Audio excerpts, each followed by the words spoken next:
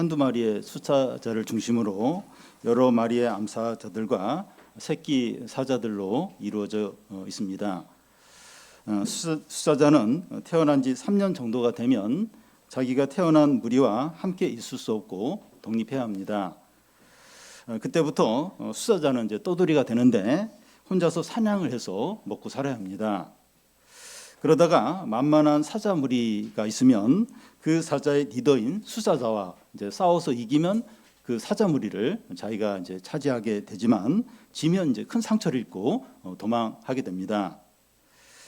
이 사자뿐만 아니라 표범이나 치타도 일정 기간이 되면 수사자 무리처럼 그러니까 수사자처럼 이렇게 독립을 해야 됩니다.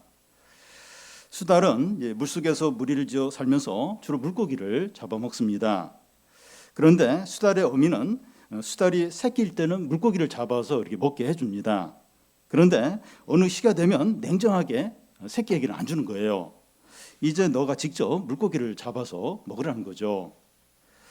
한국 사회는 그 40-50년 전만 해도 자녀들이 5에서 7명 정도 이기 때문에 부모가 자녀를 일일이 돌볼 수 없고 자녀 각자가 자기가 살 길을 찾아서 살아야 했습니다. 근데 요즘은 이 자녀가 한둘이기 때문에 부모의 과보로 인하여 자녀 스스로 독립하는 기회를 놓치는 면이 있는 것 같습니다. 자녀가 성인이 되어서 이제 독립하는 과정이 좀 부모와 자녀에게 힘들 수 있지만 장기적으로 보면 유익합니다. 예수님과 이 제자들이 이런 과정을 지금 겪고 있습니다. 제자들은 3년 동안 이 가족과 직업을 버리고 예수님을 쫓았습니다.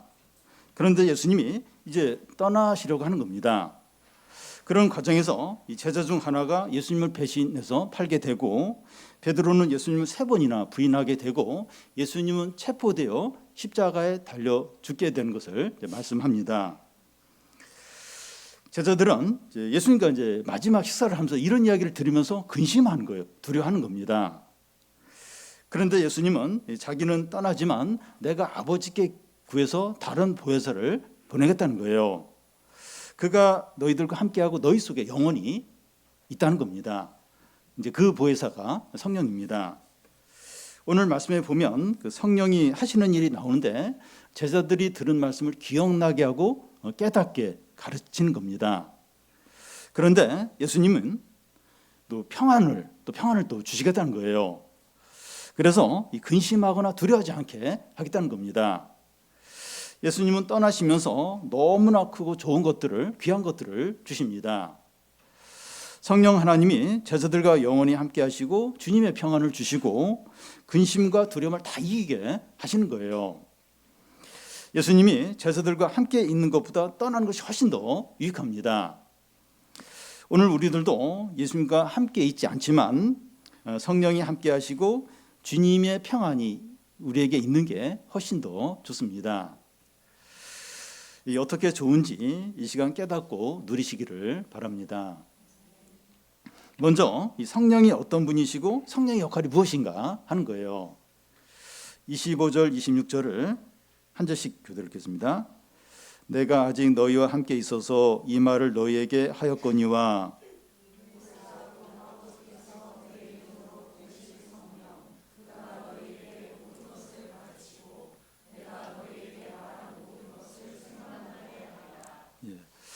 예수님 제자들과 대화 시간이 얼마 남지 않았다는 걸 아십니다. 이 얼마 남지 않은 시간에 성령이 어떤 일을 하는지 말씀합니다. 그런데 이 성령을 이제 말하면서 하나님 아버지와 예수님의 이름을 같이 이제 이야기하는 거예요. 아버지께서 내 이름으로 보내실 성령이라는 겁니다. 하나님 아버지와 예수님은 하나이시고 예수님을 보는 것이 하나님 아버지를 보는 겁니다. 예수님과 하나님 아버지는 능력과 지혜와 권세와 영광이 있어서 동등하세요. 그런데 하나님 아버지가 이 성령을 예수 이름으로 이제 보내신다는 겁니다. 성령을 예수 이름으로 보낸다고 하는 것은 성령과 예수님이 동등하다는 거죠. 그래서 하나님 아버지와 예수님과 성령은 능력과 지혜와 영광에 있어서 동등한 하나님이시라는 겁니다. 이것이 왜 중요한가 하면 예수님이 떠나시고 성령이 이제 우리와 함께하고 우리 속에 영혼이 계시는데 성령이 열등하거나 부족한 것이 아니라 하나님 아버지와 예수님과 동등한 하나님이시라는 겁니다. 그러니까 예수님이 떠나요. 그리고 성령을 우리에게 보내서 함께 있게 하는데 성령이 뭐 열등하거나 부족하거나 이제 이런 분이 아니라 하나님 아버지와 예수님과 모든 능력과 지혜와 영광에 있어서 동등한 그런 하나님이시라는 겁니다. 우리가 예배 드릴 때 이런 성령 하나님이 함께 계시고 우리 안에 성령 하나님이 영원히 함께 계신다는 건 엄청난 일, 이거 놀라운 일입니다. 이것이 사실이라면 너무나 대단한 일, 너무나 감사한 일입니다. 부족할 것이 없고 두려울 것이 없습니다. 그러면 그 성령이 하시는 일이 무엇입니까? 그가 너희에게 모르는 것을 가르치고 내가 너희에게 말한 것이 생각나게 한다는 겁니다. 제자들은 예수님과 3년 동안 같이 생활하면서 많은 말씀을 들었습니다. 그런데 그들이 기억하지 못하고 깨닫지 못했어요. 제자들은 예수님과 마지막 식사를 하는데 그 자리에서도 누가 더 상석에 앉을까 그 자리 다툼하는 거예요. 예수님이 이제 예루살렘에 가면 왕이 되고 그다음 우리가 장관들이 될 텐데 서열을 정하는 거기에 온 관심이 있었습니다. 그런데 예수님이 죽고 부활하시고 승천하신 후에 오순절에 성령이 제자들에게 임하자 그들이 말씀을 기억하는 거예요. 그 말씀을 다 깨닫는 겁니다. 그래서 사도행전에 보면 베드로가 대장과 서기관들 앞에서 설교를 해요. 설교를 하는데 너희가 십자가에 못 박고 하나님이 죽은 자 가운데서 살리신 나사렛 예수의 이름이 날 때부터 걷지 못한 이 장애인을 걷게 했다 이렇게 말합니다. 나사렛 예수 이름 외에 천하 사람들 중에 구원받을 다른 이름을 주지 않았다고 당당하게 이야기하는 겁니다. 2개월 전에 이 대장과 서기관들이 중심으로 해서 예수님 십자가 못 박아 죽였어요. 근데 그 사람들 앞에서 당당하게 나사렛 예수 이름 외에는 구원받을 이름을 주지 않았다 이렇게 담대하게 말씀을 전하는 겁니다. 성령이 제자들에게 임하자 예수님이 죽은 지 2개월 만에 제자들이 말씀을 다 기억하는 것, 다 깨닫고 적용하고 있는 겁니다. 마태복음, 마가복음, 누가복음, 요한복음 등 여러 성경책이 기록될 수 있었던 이유가 성령께서 제자들이 들은 말씀을 다 기억나도록 했기 때문에 성경이 이렇게 기록될 수 있었던 겁니다.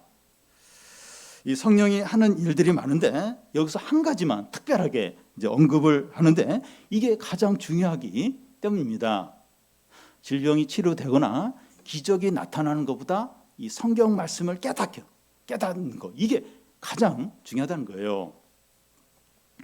이것이 성령이 하시는 가장 크고 위대한 일이라는 겁니다. 저는 청소년 캠프를 하면서 가장 기쁠 때가 이제 청소년들이 처음 캠프를 왔을 때는 무슨 말인지 하나도 설교를 들으면서 몰랐는데 두 번째, 세 번째 오면서 말씀이 들리더라 이런 말을 들을 때 가장 기쁩니다.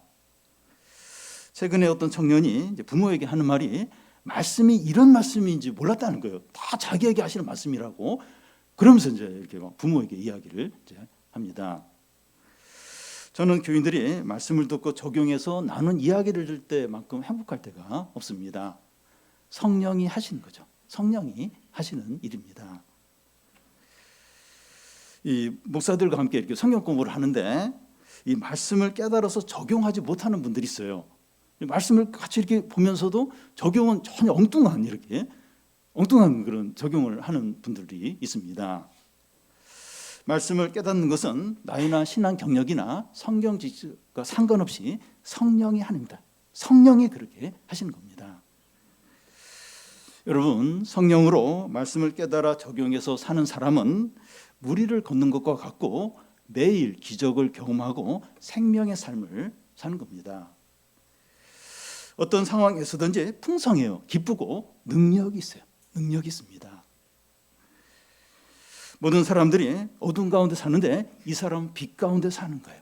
빛 가운데 사는 겁니다.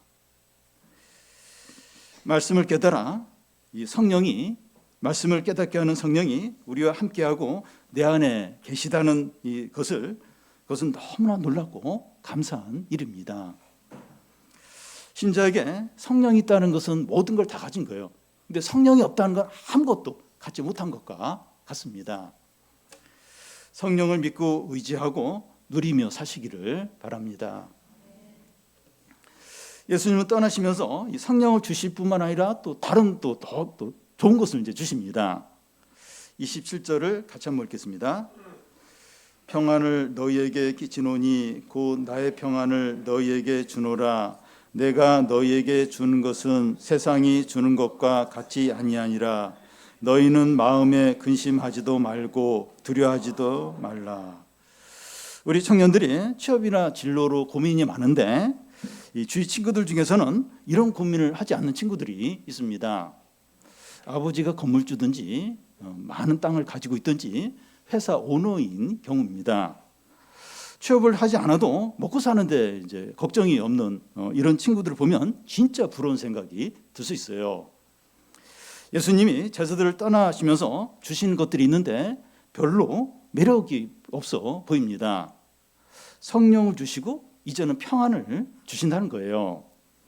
성령이나 평안은 있어도 그만 없어도 그만 하는 것처럼 보입니다. 왜냐하면 보이지 않는 것들이기 때문이죠. 그런데 이 세상에서 알아주는 건 보이는 것들이에요. 철저하게 보이는 것들. 건물주든지 땅이 많든지 재산이 많든지 회사의 오너든지 보이는 것들이죠. 보이는 것들입니다. 그러나 이 보이는 것들보다 보이지 않는 게 훨씬 더 중요합니다. 사람들이 보이는 것들을 추구하는 이유가 보이지 않는 것을 얻기 위해서입니다.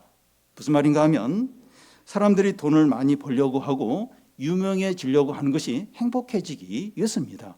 행복은 보이지 않는 것들이죠. 사람들은 보이지 않는 것을 얻기 위해서 보이는 것을 열심히 얻으려고 합니다. 이 평안도 보이지 않는 거예요. 그러면 이 주님이 주신 평안은 어떤 것입니까? 27절 중간에 보면 세상이 주는 것과 같지 않다고 하는데 세상도 평안을 준다는 겁니다. 이 세상이 주는 평안이 어떤 것인가 하면 이 청소년들의 경우에는 성적이 올라가고 친구들과 관계가 이제 좋을 때이고 이 청년들에게는 좋은 직장에 취업을 했을 때이고 자기가 산 주식이 이제 많이 올랐을 때 또 자기 집 가격이 많이 또 이렇게 뛰었을 때 또 가족이 다 건강할 때입니다. 이 세상이 주는 평안은 잘 되고 어려움이 없을 때예요. 그런데 상황이 바뀌고 어려움이 생기면 이 세상의 평안은 금방 깨집니다. 그러면 주님이 주신 평안은 어떤 겁니까? 우리의 죄악으로 인해서 하나님의 진노가 머물고 있는데 예수께서 십자가에서 우리를 위해서 대신 죽으심으로 진노가 사라지고 평안이 임하는 겁니다. 주님의 평안은 예수님이 고난을 당하시고 죽으시고 부활하신 후에 주어진 것입니다. 그래서 주님의 평안은 죄와 사망과 세상과 사단을 이기고 주신 것이죠. 그래서 이 평안은 감정이나 기분이나 이 느낌을 편안하게 하는 소극적인 그리고 약한 그런 것이 아니라 적극적이고 강한 겁니다. 누가서 8장 35절에 보면 누가 우리를 그리스도의 사랑에서 끊으리요 환난이나 공고나 박해나 기근이나 적신이나 위험이나 칼이랴 하는데 그리스도의 사랑에서 오는 평안이에요. 이 어느 것도 끊을 수 없는 그 강력한 그리스도의 사랑에서 오는 평안입니다. 그런데 예수님 제자들에게 이제 평안을 준다고 하는데 지금 상황이 평안과 반대입니다. 제자들 중에 하나가 예수님을 배신해서 이제 체포되어서 십자가에 달려 죽게 되고 베드로는 3번이나 모른다고 부인을 하게 되고 어둠의 세력이 예수님을 완전히 덮치려고 하는 상황입니다. 최악이죠. 최악입니다. 그런데 예수님은 이런 상황에서 평안을 주겠다고 하신 거예요. 평안하겠습니까? 평안하다는 거예요. 왜냐하면 죄와 사망과 세상과 사단을 부활의 능력으로 이기신 예수님이 주시는 평안이기 때문입니다.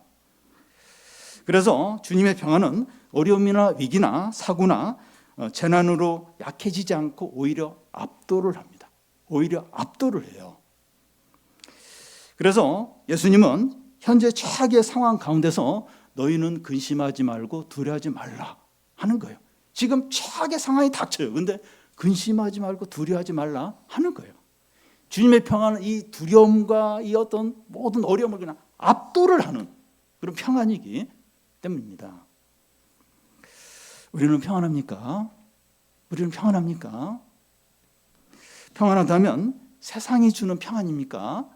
아니면 주님이 주시는 평안입니까? 우리가 학교 성적이나 친구 관계나 경제적인 안정이나 사업이 잘 되는 것에 평안을 두고 있다면 곧 깨질 겁니다.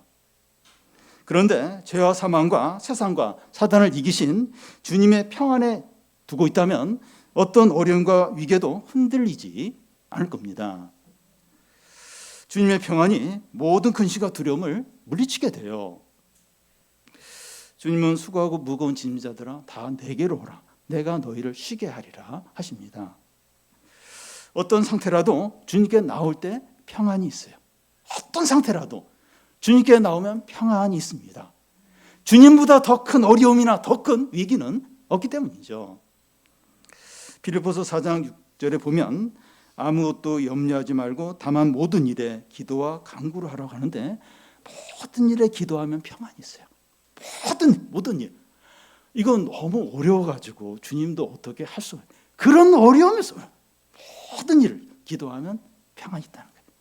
어떤 상태든지 주님께 나아가면 평안을 주십니다. 주님의 평안은 죄와 사망과 세상과 사단을 이기고 죽으면서 주시는 평안이기 때문에 어떤 큰 어려움, 어떤 것도 다 이기는, 압도하는 평안이라는 겁니다. 주님의 평안이 가장 크고 강하고 모든 것을 압도합니다. 예수님과 제자들이 대화를 나눌 시간이 조금밖에 남지 않았습니다. 예수님이 제자들에게 말씀을 많이 전하시는데 무슨 유익이 있을까요?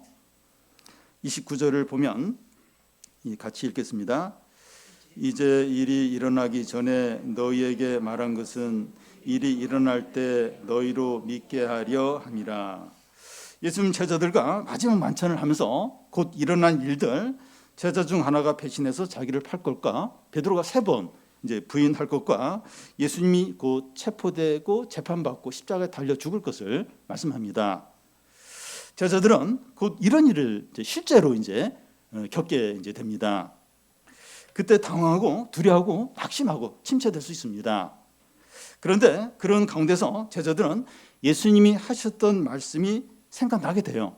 아, 예수님이 그런 말씀하셨지. 이런 일이 일어날 것이라고 말씀하셨지 하면서 예수님을 믿게 되고 다시 일어서게 된다는 겁니다.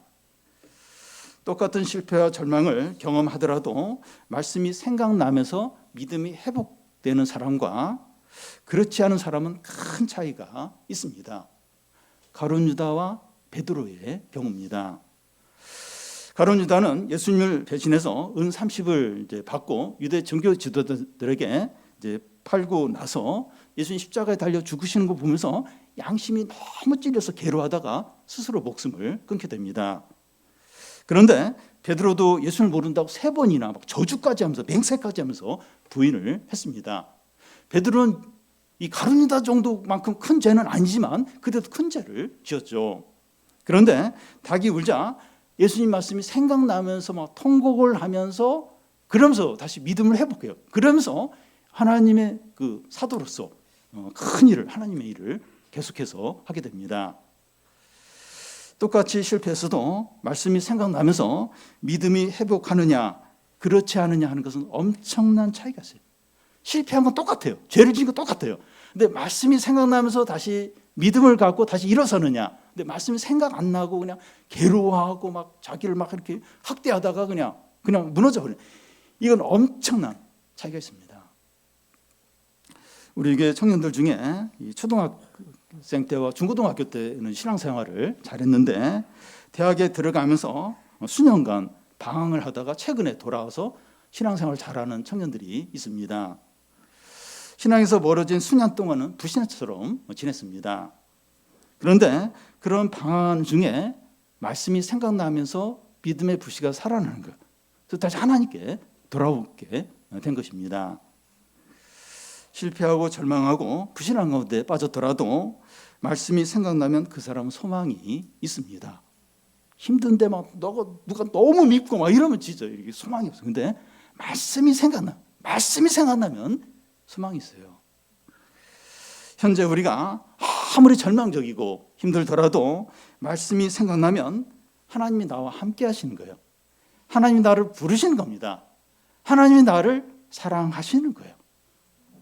말씀이 생각나면 돈이 이렇게 생기는 그건 좀 다르고, 이 말씀이 생각나면 하나님이 나를 부르시는구나, 나를 사랑하시는구나, 나를 지금 찾아오시는구나 하는 겁니다.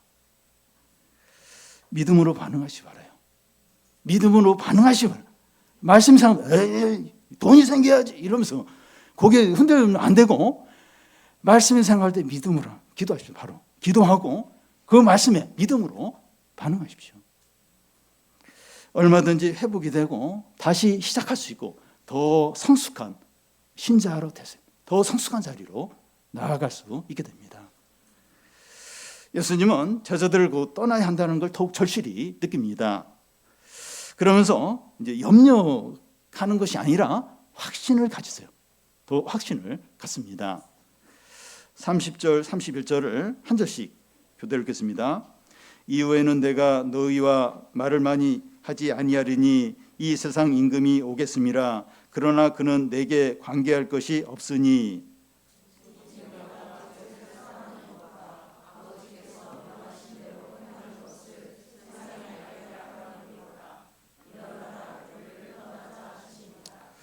이후에는 내가 너희와 말을 많이 하지 않겠다 이렇게 하는 이유는 예수님이 곧 체포되어 붙잡혀 가시기 때문입니다.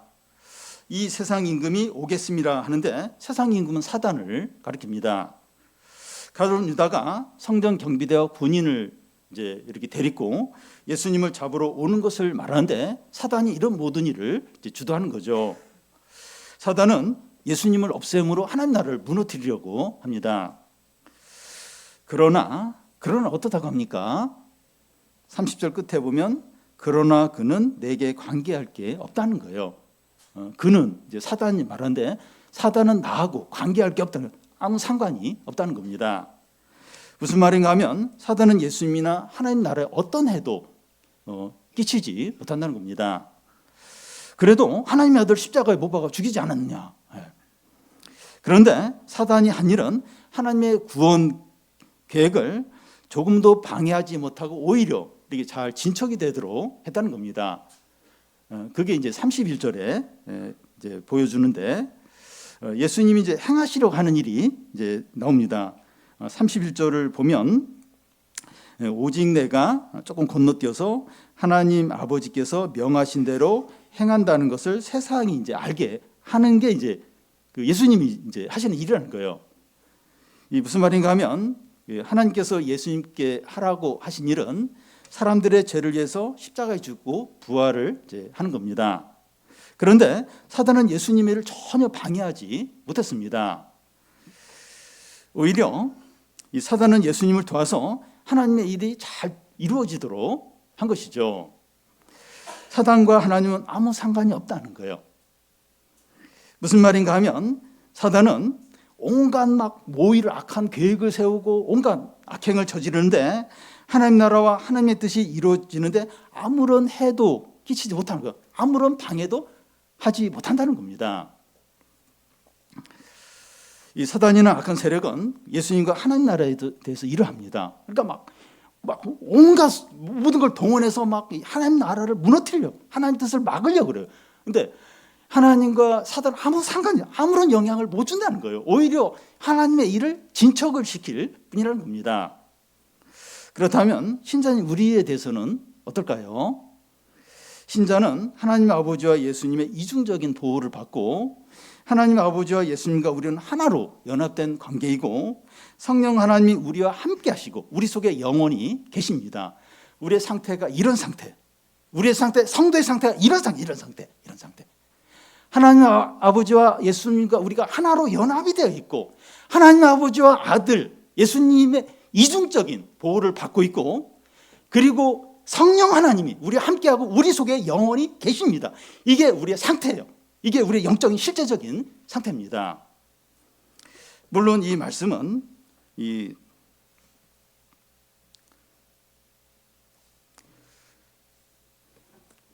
우리가 이제 이런 상태에 있는데 이 사단이나 악한 세력이 우리에게 이제 해를 줄 수 있겠습니까? 하나님의 우리의 머리카락 하나까지 세신 바 되었다고 합니다. 하나님의 허락 없이는 신자인 우리 머리카락 하나 건드리지 못한다. 머리카락 하나 이렇게 뽑는 것도 하나님의 허락 없이는 그렇게 하지 못한다는 겁니다. 사단이나 악한 자들이 하나님의 허락 없이는 우리에게 작은 피해나 어떤 손해도 끼치지 못한다는 겁니다. 물론 이 말씀은 우리에게 경제적인 어려움도 없고 질병도 없고 시험은 항상 잘 보고 취업도 잘 되고 모든 사람이 나에게 잘해줄 거다 이런 의미는 아닙니다.